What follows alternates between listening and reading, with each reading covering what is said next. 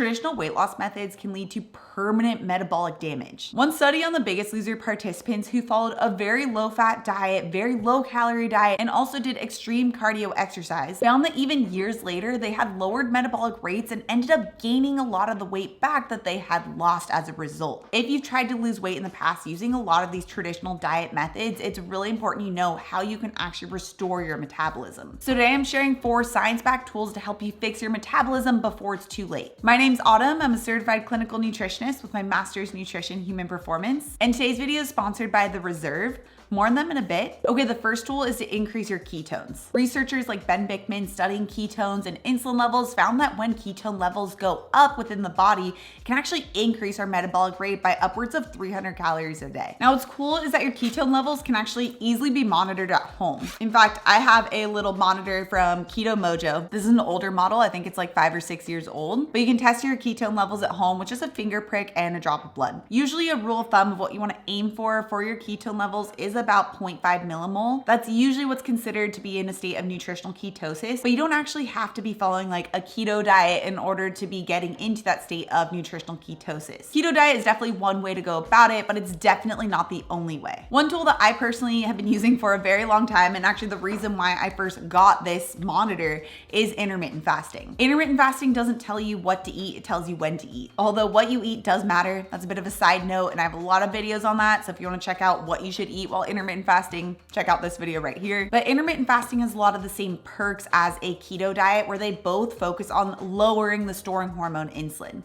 And when our storing hormone insulin is low, it turns on fat burning, which also ramps up ketone production. So with the keto diet, you could theoretically be in a state of ketosis all day long. With intermittent fasting, you're likely in a state of ketosis during certain parts of the day when you're fasting and then not when you are eating. I'm gonna have a blog post linked down description below with all the resources that I mentioned today, including tools like this. So if you guys wanna check that out, I will have it linked down description below. Now, you don't necessarily need to be fasting for like 20, 30, 40 hours in order to see these benefits. When I was testing my ketones more religiously in the beginning of my intermittent fasting journey, just to get an idea of where I was at, I was getting into a state of ketosis even just after about 14 to 16 hours of fasting. But I do also have a free quiz to help you determine how long your fast should be depending on your goals. So I'll have that linked in the blog post that's linked down description below. Another great tool to increase ketone levels is to use coconut oil. Now, coconut oil contains medium chain triglycerides that just naturally boost our ketone production because it's really easy for our body to break down and to use as fuel. So you can try swapping out some of your cooking oil with coconut oil, or if you like keto coffee, which obviously you guys know I'm a big fan of,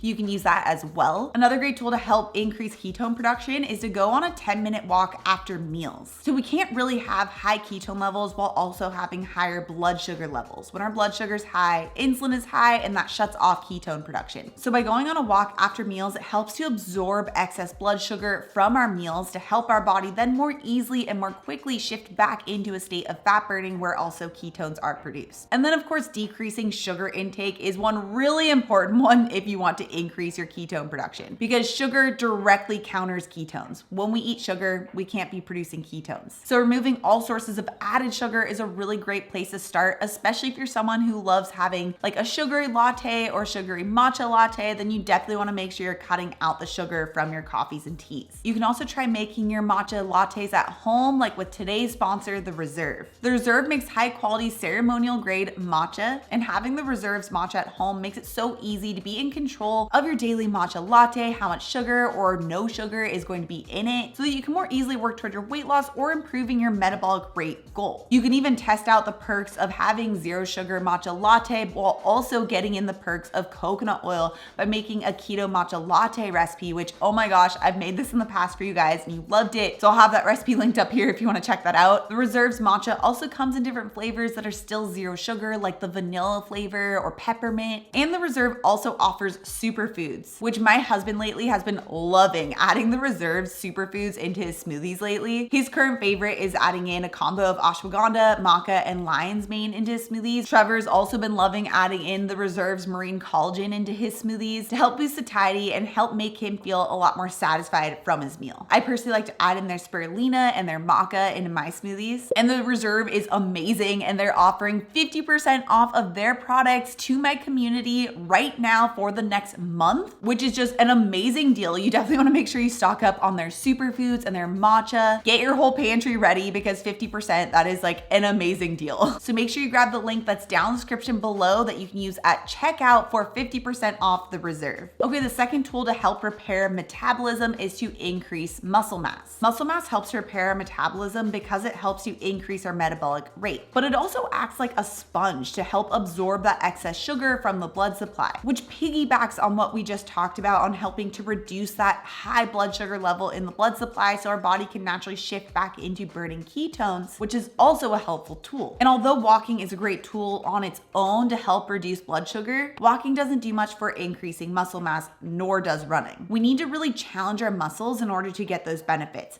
So using exercise like resistance training or high intensity interval training, power, strength, and calisthenics, all of those done about 3 to 5 times per week can help our body to actually slightly increase our muscle mass and help to repair our metabolism. Now, some types of workouts will definitely be better than others and you'll get more bang for your buck in terms of time spent doing those workouts, but generally speaking, the more challenge that your muscles are receiving, the better the benefit. And this can vary depending on your fitness level. If you haven't exercised for a while, even just using body weight exercises can really provide that muscle stimulus that your body needs. But if you are more trained, then you probably do need to be adding more volume or more weight in order to get the same type of benefit. So if you have a trainer, then they'll be able to structure your programs for you, or there's some workout apps that can do something similar. You can also check out my 21-day intermittent fasting program, which does include a 3-week workout program as well. It's just important to make sure you choose something that you really enjoy that also has the goal of slightly increasing muscle mass.